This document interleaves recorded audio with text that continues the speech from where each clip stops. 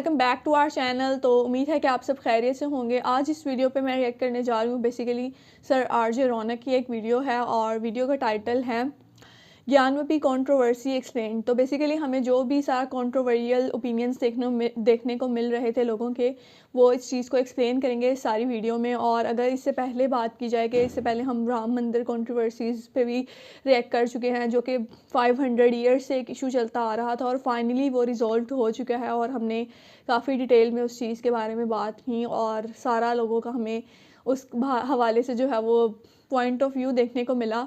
तो no doubt जो है वो स्पिरिचुअली इमोशनली हमें उसमें सारा उनका जो है वो पर्सपेक्टिव देखने को मिला। तो इस वीडियो को देखते हैं कि मज़ीद हमें क्या इंफॉर्मेशन मिलती है। तो लेट्स स्टार्ट। महादेव। दोस्तों, अयोध्या में भव्य राम मंदिर की प्राण प्रतिष्ठा हो चुकी है। काशी में ज्ञानवापी मस्जिद केस में हिंदू पक्ष के फेवर में फैसले आने शुरू हो चुके हैं। वाराणसी कोर्ट ने 1996 की एक रिपोर्ट के बेस पर व्यास तहखाने में पूजा की इजाजत दे दी है। वाराणसी जिला अदालत की तरफ से बड़ा फैसला दिया गया था कि हिंदू पक्ष तहखाने की पूजा कर सकता है। जो हम लोगों के साथ अन्याय करके वहाँ पूजा पाठ रोकी गई थी, आज उसको कोर्ट ने अपनी कलम से मेटने का काम किया है। कुछ लोग व्यास तहखाने में पूजा के अधिकार की तुलना 80 के दशक में राम मंदिर में ताला खुलने की घटना से कर रहे हैं। आपको बता दें कि हिंदू पक्ष लगातार यह दावा करता रहा है कि ज्ञानवापी मस्जिद को मंदिर को तोड़कर बनाया गया है। मस्जिद के तहखाने में हुए एएसआई के सर्वे में वहां मंदिर होने के बीसियों सबूत मिले हैं। इसी के बेस पर हिंदू पक्ष 3 मांगे कर रहा है। 3, पहली, पूरे ज्ञानवापी परिसर को काशी विश्वनाथ मंदिर का हिस्सा डिक्लेयर कर दिया जाए। दूसरी, ज्ञानवापी मस्जिद को हटाकर वहां पर मंदिर बनाया जाए। और तीसरी, मुसलमानों के वहां आने पर रोक लगाई जाए। आप में से बहुत सारे लोग हैरान हो रहे होंगे कि आखिर सर्वे में ऐसा क्या मिल गया कि हिंदू पक्ष वहां मंदिर बनाने की बात कर रहा है। तो आइए आज आपको 350 साल पुराने इस विवाद की एक एक घटना का ब्यौरा देते हैं और मैं आपको विश्वास दिलाता हूं दोस्तों कि आज हम आपको ऐसी एक एक जानकारी देंगे जो शायद आज से पहले एक साथ आपको किसी और प्लेटफॉर्म पर नहीं मिली होगी। इसलिए जरूर इसे शेयर करना। मुस्लिम पक्ष दावा करता है दोस्तों कि आज जहां मस्जिद है वहां कभी मंदिर था ही नहीं, मगर आज हम आपको डिटेल में बताएंगे कि ज्ञानवापी मस्जिद की जगह मंदिर होने को लेकर हमारे पुराण क्या कहते हैं। हम आपको यह भी बताएंगे कि पिछले 1000 सालों में काशी आने वाले विदेशी जो यात्री थे, टूरिस्ट थे, वो काशी में मस्जिद की जगह मंदिर होने को लेकर क्या क्या कहते हैं। हम आपको ये भी बताएंगे कि इन 1000 सालों में मंदिर को कितनी बार तोड़ा गया। ये भी समझाएंगे आपको कि इन लगातार होते हमलों के बीच कैसे बार बार इस मंदिर को खड़ा कर दिया गया। और साथ ही हम आपको आज की तारीख तक लाएंगे और बताएंगे कि इस मामले में अदालती कार्रवाई कब शुरू हुई, उसमें आज तक क्या क्या हुआ और जिस एएसआई की रिपोर्ट के बेस पर हिंदू पक्ष वहां मंदिर होने का दावा कर रहा है, उस रिपोर्ट में आखिर क्या क्या है। ये सब कुछ अगले 15 मिनट में मैं आपको बताने वाला हूं। रिक्वेस्ट यही करूंगा कि जो कुछ कर रहे हैं कुछ मिनटों के लिए उसे रोक दें और पूरी तरह हमारे साथ हो जाएं, क्योंकि एक भारतवासी होने के नाते आपके लिए ये जानना बहुत इंपॉर्टेंट है कि किन किन लोगों ने आपका पास्ट, आपका अतीत मिटाने की कोशिश की। और आपके लिए यह भी समझना बहुत जरूरी है कि आप ही के किन लोगों ने उस मिटते अतीत को बार बार बचाने की कोशिश की। यकीन मानिए दोस्तों, वीडियो के एंड तक आप ये जान पाएंगे कि कैसे जिंदा कौमें, जीवट देश अपने हक के लिए साल 2 साल नहीं बल्कि सदियों तक लड़ाई लड़ते हैं। तो बिना किसी देरी के आइए शुरू करते हैं और एक बार महादेव। दोस्तों, एक ऐसा शहर जिसका नाम सुनते ही मन भक्ति भाव से भर जाता है। एक ऐसा शहर जिसे विश्व की सबसे पुरानी नगरी कहा गया है, जो भगवान शिव के त्रिशूल पर बसी हुई है। एक ऐसा शहर जिसका जिक्र सबसे पुराने ऋग्वेद, रामायण, महाभारत और स्कंद पुराण तक में है। कहते हैं जब विश्वामित्र ने राजा हरिश्चंद्र की परीक्षा ली थी तो वो शरण लेने इसी काशी में आए थे। इसी से पता चलता है कि ये नगरी कितनी पुरानी है। कुल 18 पुराणों में स्कंद पुराण सबसे बड़ा है, जिसकी रचना महर्षि व्यास जी ने की। स्कंद पुराण में कुल 7 खंड है: महेश्वर खंड, वैष्णव खंड, ब्रह्म खंड, काशी खंड, अवंत्य खंड, नागर खंड और प्रभास खंड। इन 7 खंडों में काशी खंड में विश्वनाथ मंदिर का जिक्र है। ये सब बातें मैं आपको इसलिए बता रहा हूं कि जो लोग ये आरोप लगाते हैं कि ज्ञानवापी मस्जिद की जगह तो कभी मंदिर था ही नहीं और ये सब साजिश है, तो ऐसे लोगों की जानकारी के लिए बता दूं कि बॉस, जितने पुराने इस देश में कुछ मजहब नहीं है, उससे पुरानी तो काशी नगरी है। इस काशी नगरी को लेकर इतिहासकार क्या कहते हैं वो तो हम आपको बताएंगे। पहले ये जान लेते हैं कि इसे लेकर हमारे वेद पुराण क्या कहते हैं। इसलिए यह भी जानना जरूरी है कि स्कंद पुराण का काशी खंड ज्ञानवापी को लेकर क्या कहता है।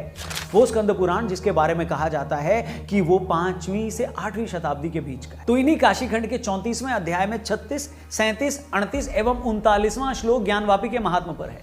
इसमें 36वें श्लोक में तो साफ लिखा है कि विश्वेश्वर के दक्षिण में ज्ञानवापी स्थित है और नंदी का मुंह मस्जिद की ओर होने का मतलब ही यह है कि शिवलिंग वहां था। इसी अध्याय के 70वें श्लोक में भी साफ लिखा गया है इति ज्ञानम ममोद्भूतम ज्ञानवापी क्षणा क्षणात्। इसका मतलब है कि ज्ञानवापी के दर्शन मात्र से ही क्षण भर में मुझ में ज्ञान का संचार हो गया। ज्ञानवापी का अर्थ ही है ज्ञान का कूप। दोस्तों, वापी और ज्ञान संस्कृत के शब्द हैं। मतलब जिस ज्ञानवापी मस्जिद के लिए कहा जा रहा है कि वहां तो कभी मंदिर था ही नहीं, उसका तो खुद का नाम ही ज्ञान और वापी शब्द से बना है। और इस ज्ञानवापी का जिक्र हमारे पुराणों में 1200 साल पहले से है। जैसे अयोध्या के केस में रामभद्राचार्य जी ने वेदों से प्रमाण देते हुए यह बता दिया था कि हमारे वेदों में सैकड़ों साल पहले अयोध्या में राम मंदिर होने की एग्जैक्ट लोकेशन तक का जिक्र है। उसी तरह स्कंद पुराण भी ज्ञानवापी मस्जिद के मंदिर होने का सबसे बड़ा सबूत है, जिसे कोई अदालत भी ठुकरा नहीं पाएगी। ये हुई वेदों की बात। अब उस पीरियड से, उस काल से थोड़ा आगे आ जाते हैं, मतलब आज से 390 साल पहले। मतलब उस वक्त की बात करते हैं जब औरंगजेब ने काशी विश्वनाथ मंदिर को गिरवाकर वहां मस्जिद नहीं बनवाई थी। इसी दौरान एक ब्रिटिश ट्रैवलर पीटर मंडी भारत आते हैं। पीटर मंडी अपनी book the travel of Peter Mandi in Europe and Asia 1608 to 1667 इस बुक में अपनी बनारस यात्रा का भी जिक्र करते हैं। किताब में उन्होंने शिव पूजा को लेकर भी विस्तार से लिखा है। बनारस आए मंडी ने लिखा है कि एक क्षत्रिय, ब्राह्मण और बनियों की बस्ती है। काशी विश्वेश्वर महादेव का सबसे बड़ा मंदिर है जिनकी पूजा करने दूर दूर से लोग आते हैं। पीटर मंडी एक जगह लिखते हैं कि वो खुद मंदिर के अंदर गए, जहां बीच में एक ऊंची जगह पर बड़ा लंबोतरा सादा बिना नक्काशी वाला पत्थर रखा है, जिस पर लोग गंगा नदी का पानी और दूध चढ़ाते हैं। इस मूर्ति को वहां के लोग महादेव बोलते हैं। अब ये पीटर मंडी साहब न तो स्वर्गीय अशोक सिंघल जी के परदादा थे और न ही मोहन भागवत जी के पिछले जन्मों के कोई रिश्तेदार। वो तो एक ब्रिटिश ट्रैवलर थे और उस वक्त के ट्रैवलर्स की तरह दुनिया घूमकर वही सब बता रहे हैं जो उन्हें उनकी आंखों से दिखाई दे रहा था। किताब का पीडीएफ जो है ना, उस किताब का जिसका मैं जिक्र यहां कर रहा हूं, नेट पर आसानी से मिल जाएगा। आप चाहे तो वहां जाकर उसे पढ़ सकते हैं। वीडियो के इस हिस्से में जानबूझकर हमने इतना टाइम सिर्फ ये एस्टैब्लिश करने में लिया है कि भाई ज्ञानवापी मस्जिद की जगह मंदिर था। इसकी गवाही से पूरा इतिहास भरा पड़ा है। अभी हम एएसआई की रिपोर्ट की तो बात ही नहीं कर रहे हैं। अभी तो हम हिस्टोरिकल फैक्ट्स पर ही बात कर रहे हैं, फिर चाहे वो 1000 साल पहले लिखे गए पुराण हो या फिर सैकड़ों साल पहले आए फॉरेन ट्रैवलर्स। ये तो हुई बात ज्ञानवापी मस्जिद के मंदिर होने के इतिहास की। अब बात करते हैं उन हमलों की जिसने इस मंदिर को एक नहीं कई बार तोड़ा। अच्छा, काशी विश्वनाथ मंदिर के बारे में सबसे पुख्ता सबूत या इतिहासकारों की जो आम राय है वो ये है कि इसे 11वीं शताब्दी में राजा विक्रमादित्य ने बनवाया था, मगर बनने के कुछ सालों में ही 12वीं शताब्दी में इस पर पहली बार हमला किया गया। 12वीं शताब्दी में पैदा हुए एक पर्शियन भाषा के कवि और इतिहासकार हसन निजामी ने अपनी किताब ताज उल मासिर में विश्वनाथ मंदिर पर हुए हमले के बारे में डिटेल में लिखा है। निजामी लिखते हैं कि 1194 में कन्नौज के राजा जयचंद को हराने के बाद मोहम्मद गौरी के सेनापति कुतुबुद्दीन ऐबक बनारस की ओर चले गए। कहा जाता है कि बनारस पहुंचकर इन लोगों ने बहुत सारे मंदिरों को गिराया। इसी दौरान इन लोगों ने काशी के मंदिर पर भी हमला किया और उसे पूरी तरह तोड़ डाला। काशी विश्वनाथ मंदिर पर हुआ ये पहला हमला था। इसके बाद इल्तुतमिश के वक्त हिंदू व्यापारियों ने काशी में गिराए कई मंदिरों को फिर से बनवाना शुरू किया। इन्हीं में से काशी विश्वनाथ का मंदिर भी शामिल था। इसके बाद शर्की सल्तनत का राज आया और इसी शर्की सल्तनत के तीसरे सुल्तान महमूद शाह शर्की ने 1436 यानी 1436 से 1558 के बीच फिर से मंदिरों को तोड़ना शुरू किया। इस दौरान काशी विश्वनाथ मंदिर को फिर से तोड़ दिया गया। यह दूसरा मौका था जब काशी विश्वनाथ मंदिर को तोड़ा गया। अगले 125 सालों तक फिर वहां कोई मंदिर नहीं था। फिर हिंदुस्तान पर बादशाह अकबर का राज हुआ। इन्हीं अकबर के दरबार के 9 रत्नों में से एक टोडरमल जी ने अपने बेटे को बोलकर मंदिर को दोबारा बनवाया। इसके बाद 1632 में शाहजहां ने इसे गिराने के लिए सेना की टुकड़ी तक भेज दी, मगर भीड़ के भारी विरोध के बाद उन्हें लौटना पड़ा। बाद के सालों में शाहजहां के बीमार होने के बाद उसकी पकड़ कमजोर पड़ने लगी। बाद में उसी शाहजहां का बेटा औरंगजेब अपने भाइयों को मारकर बादशाह बन गया। औरंगजेब अब तक हुए तमाम मुगल शासकों में सबसे कट्टर और क्रूर था। औरंगजेब को जैसे ही पता चला कि बनारस के कई विद्यालयों में बच्चे भारतीय संस्कृति और धर्म की शिक्षा लेते हैं, तो औरंगजेब ने बाकायदा आदेश देकर इन विद्यालयों और पाठशालाओं को गिरवा दिया। वही औरंगजेब जिसने 49 साल के अपने शासनकाल में देश भर में सैकड़ों मंदिर गिरवाए, वही औरंगजेब जिसने हिंदुओं पर जजिया कर लगवाया, वही औरंगजेब जिसने जबरन जनेऊ उतरवाकर असंख्य हिंदुओं का धर्म बदलवाया, उसी औरंगजेब की कट्टर सोच ने देश में कई मंदिर गिराए और उसमें बाबा विश्वनाथ का मंदिर भी एक है। औरंगजेब ने विश्वनाथ मंदिर को गिराने का फरमान भी जारी किया था। यह फरमान आज भी कोलकाता की एशियाटिक लाइब्रेरी में सुरक्षित है। उस समय के लेखक साकी मुस्तैद खान द्वारा लिखी गई मस्जिद आलमगीरी में मंदिर को गिराने की घटना का पूरा ब्यौरा दिया गया है। इतिहासकार एलपी शर्मा ने अपनी किताब मध्यकालीन भारत में लिखा है कि 1669 में औरंगजेब की तरफ से सभी सूबेदारों को यह आदेश दिया गया कि वो मंदिर, पाठशालाओं और विद्यालयों को तोड़ डालें, और तो और इसके लिए बाकायदा एक विभाग तक बनाया गया था। मगर जिस भोलेनाथ ने ये सारी सृष्टि बनाई है उन्हें कौन मिटा सकता है, बताइए। औरंगजेब की क्रूरता के 100 साल बाद 1777-80 में इंदौर की महारानी अहिल्याबाई ने ज्ञानवापी मस्जिद के आसपास की जमीन को खरीद कर लोकल नवाब से बात करके वहां मंदिर बनवा दिया। अहिल्याबाई होलकर जी ने इसी परिसर में विश्वनाथ मंदिर बनवाया, जिस पर पंजाब के महाराजा रणजीत सिंह ने सोने का छत्र बनवाया। ग्वालियर की महारानी बैजाबाई ने ज्ञानवापी का मंडप बनवाया और नेपाल के महाराजा ने वहां विशाल नंदी की प्रतिमा स्थापित करवाई। नंदी प्रतिमा का मुख उल्टा होने का रहस्य यही है कि पहले जहां मंदिर था वहां मस्जिद बना ली गई। इसके बाद के सालों में हिंदुओं ने ज्ञानवापी मस्जिद को लेकर अपना संघर्ष जारी रखा, स्ट्रगल जारी रखा। दिसंबर 1810 को बनारस में तैनात अंग्रेजी अधिकारी मी वॉटसन ने वाइस प्रेसिडेंट इन काउंसिल को खत लिखकर ज्ञानवापी परिसर हिंदुओं को हमेशा के लिए सौंपने के लिए कहा था, लेकिन यह भी कभी संभव हो ही नहीं पाया। इसी तरह 18वीं सेंचुरी में भारत आए एक अंग्रेज लेखक जेम्स प्रिंस ने अपनी किताब बनारस इलस्ट्रेटेड में डिटेल में लिखा हुआ है। बहुत कम लोग जानते हैं कि जेम्स प्रिंस ने ज्ञानवापी मस्जिद एरिया में मेटल लिथोग्राफी टेक्निक का इस्तेमाल करके यह बताया कि मस्जिद मंदिर तोड़कर ही बनाई गई और यहां पर पहले मंदिर ही हुआ करता था। प्रिंस ने किताब में वहां पर कई हिंदू कलाकृतियां होने की भी बात की। उन्होंने आज से 200 साल पहले यह कहा था कि मंदिर को एक नहीं कई बार तोड़ा गया, और यह सब उन्होंने हवा में नहीं बोला बल्कि साइंटिफिक सर्वे करके साबित किया। दोस्तों, अफसोस की बात यह है कि आजादी के कई सालों बाद तक भी सरकारों ने इस मंदिर की कोई सुध नहीं ली। 1984 में विश्व हिंदू परिषद ने हिंदुओं के लिए विशेष महत्व रखने वाले 3 मंदिरों का जब जिक्र किया तब पहली बार ज्ञानवापी मस्जिद का भी मामला उठा। इन 3 मंदिरों में अयोध्या, मथुरा और काशी का जिक्र था, मगर आंदोलन का सारा जोर अयोध्या पर था। 1991 में पहली बार स्वयंभू ज्योतिर्लिंग भगवान विश्वेश्वर की तरफ से वाराणसी कोर्ट में पहली बार पिटीशन लगाई गई और पिटीशन लगाकर ज्ञानवापी परिसर में पूजा की इजाजत मांगी गई। अब जिस दौरान अयोध्या, मथुरा और काशी के मामले उठ रहे थे, उसी दौरान केंद्र की कांग्रेस सरकार प्लेसेस ऑफ वर्शिप एक्ट बनाकर यह कानून ले आई कि 1947 के बाद किसी भी धार्मिक स्थल के प्रारूप में कोई बदलाव नहीं किया जा सकता।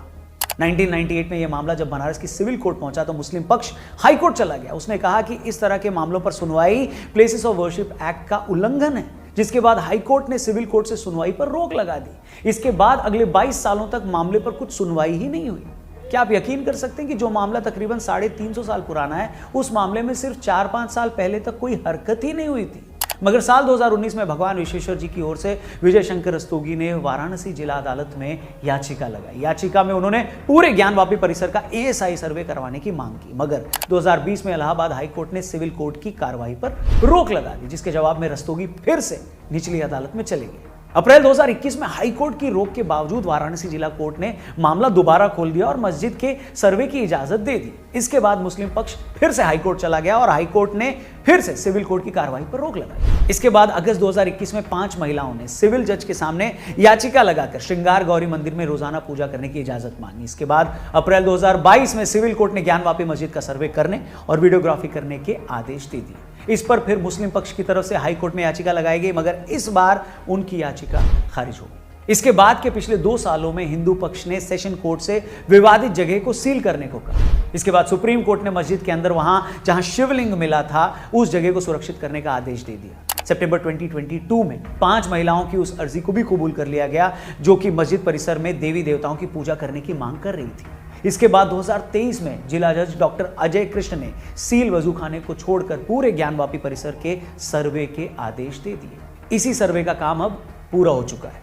रिपोर्ट अदालत में पेश की जा चुकी है। अदालत ने भी दोनों पक्षों को रिपोर्ट दे दी है। इससे पहले कि मैं इस रिपोर्ट में क्या मिला है उस पर आऊं, यह बता दें कि अब तक अदालत में जो कुछ हुआ उससे हिंदू पक्ष काफी खुश है। यहाँ पे इससे पहले यहाँ पे एक हिंदू मंदिर एग्जिस्ट करता था। अगर हम उसको मस्जिद कहेंगे तो फिर विवाद होगा, हमें ज्ञानवापी बोल देना चाहिए। ये बहुत खुशी की बात है। भले ही श्रृंगार गौरी की पूजा की इजाजत मिलना हो, एएसआई द्वारा पूरे मस्जिद परिसर का सर्वे कराना हो और अब व्यास तहखाने में भी पूजा का हक मिल जाना।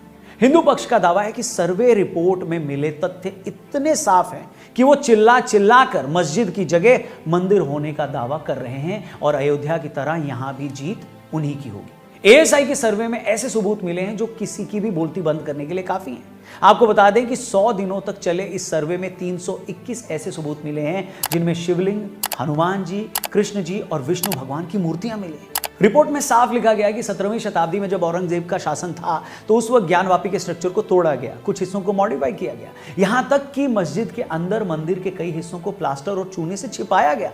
मस्जिद की दीवारों पर भगवान शिव के 4 में से 3 नाम मिले हैं। सर्वे में कहा गया है कि मस्जिद की पश्चिमी दीवार पूरी तरह हिंदू मंदिर का हिस्सा है। सर्वे में वेस्टर्न वॉल में स्वास्तिक और त्रिशूल के सिंबल मिले हैं। इसके अलावा वहां ऐसे 32 शिलापट और पत्थर मिले हैं जो वहां पहले हिंदू मंदिर होने का सबूत देते हैं। इन शिलापटों पर देवनागरी, तेलुगु और कन्नड़ में आलेख लिखे हुए हैं। एक शिलापट में जनार्दन, रुद्र और उमेश्वर लिखा है, जबकि एक अन्य शिलापट में महामुक्ति मंडप लिखा है। मस्जिद के कई हिस्सों में मंदिर के स्ट्रक्चर मिले हैं।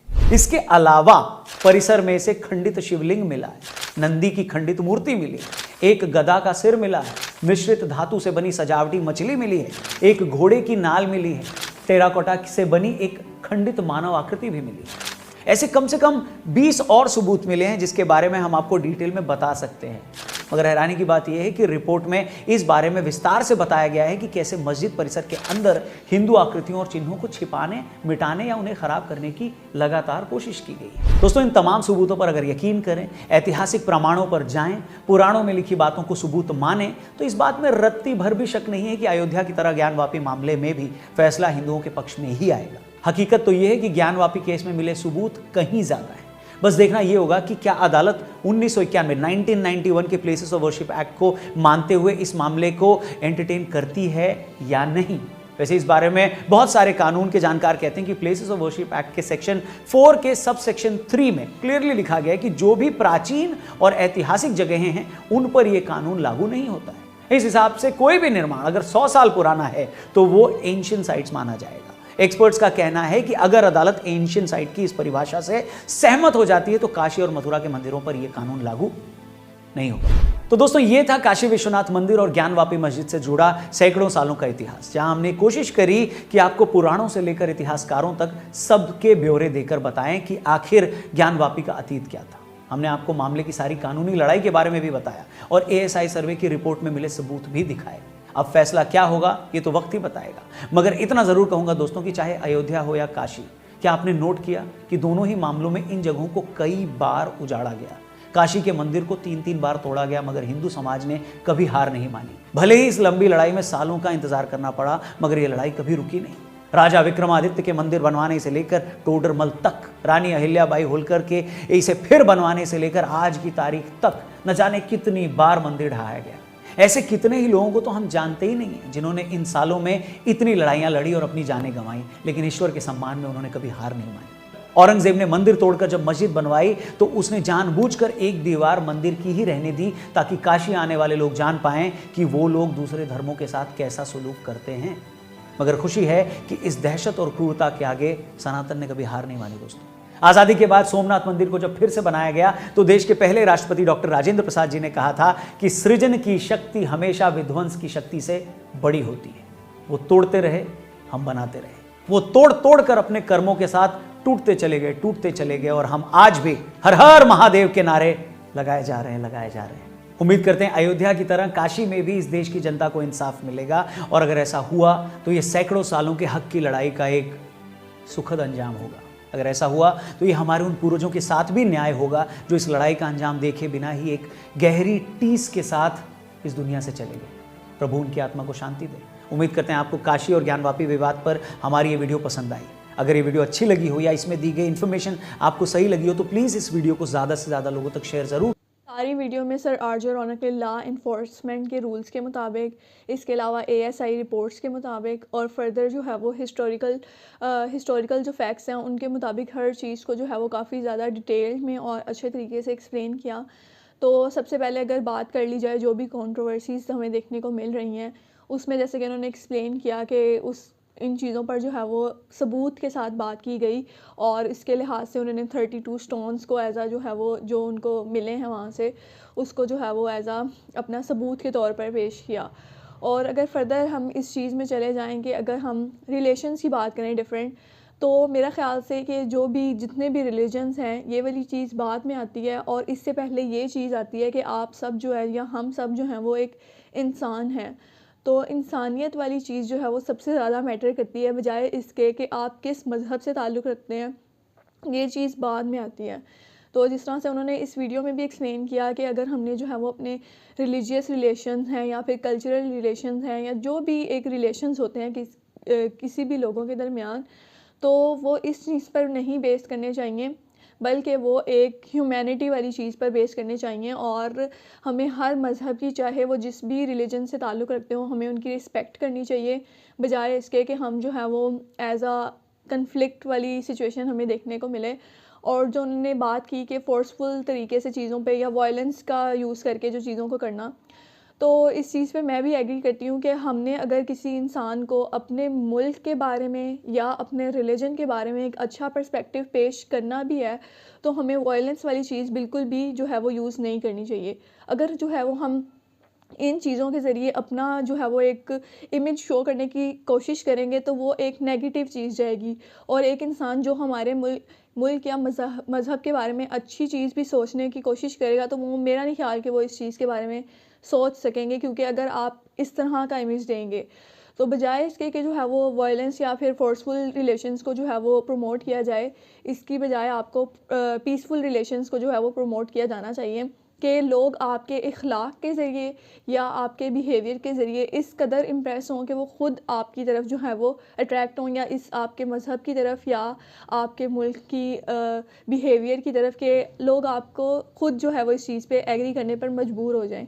और अगर आप वायलेंस चूज़ करेंगे तो मेरा नहीं ख्याल कि कोई भी इंसान इस चीज़ पर एग्री कर सकता है, जो कि हमें नो डाउट अगर हम पिछले सालों में चले जाएं तो हमें ये वायलेंस वाली चीज़ काफ़ी ज़्यादा देखने को मिलती थी। और ना सिर्फ हिंदू और मुसलमानों के ताल्लुकात बल्कि इसके अलावा जितने भी फॉरेनर्स वगैरह हैं, तो हमें सोशल मीडिया पे काफ़ी एक नेगेटिव सा इमेज और काफ़ी हेट्रेड और कन्फ्लिक्ट्स वाली चीज़ देखने को मिलती है।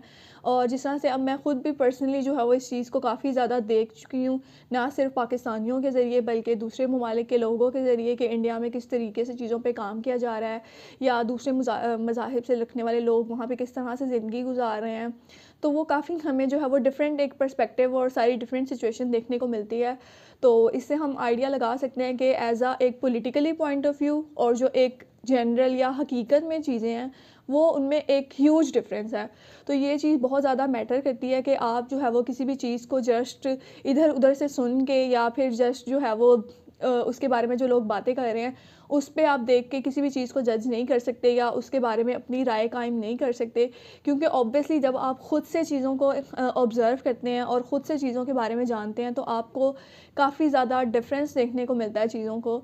तो आई थिंक सो कि हमें जो है वो बजाय इसके कि फ़ौरन से चीज़ों पे बिलीव करने की बजाय उनकी डिटेल में जाना चाहिए और उनको ख़ुद ऑब्ज़र्व करना चाहिए कि आखिर इस बात में किस हद तक हकीकत है या किस हद तक जो है वो झूठ है इस चीज़ में।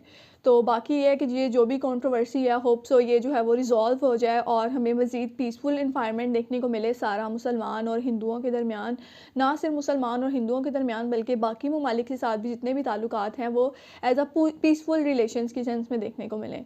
बाकी ये है कि इस हवाले से मज़ीद आपका जो भी पॉइंट ऑफ व्यू हो वो आप हमारे साथ शेयर कर सकते हैं। और अगर आपको वीडियोस पसंद आ रही हैं तो don't forget to give a like and subscribe to our channel. तो मिलते हैं नेक्स्ट वीडियो में।